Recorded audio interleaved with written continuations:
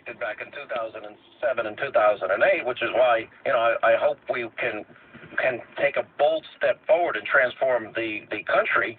Where do you stand on this issue now that Antonin Scalia sadly has passed away? I think one of the greatest Supreme Court justices I've seen in my lifetime.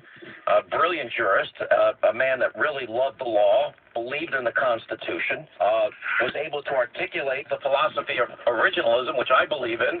Where do you, number one, stand on the president? He's not even going to the man's funeral, which I think is pretty disgraceful. But number two, do you think that we should let the voters decide, and I think you do, that this election should be about who gets to appoint the next justice?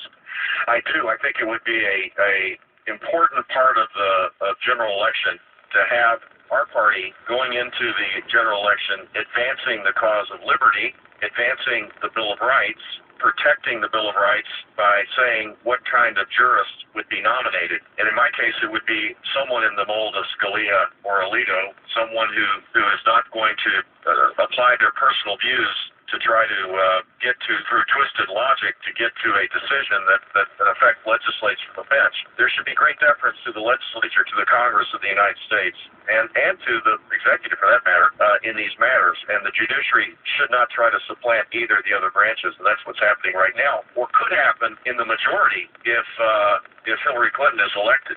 I think this is a powerful part of the election process, as long as we are actively and proactively and positively defending the type of judicial philosophy that will protect our liberty. So I know you're probably sick of horse race questions and process questions. Oh, no, I love horse race questions, John. They're my favorite.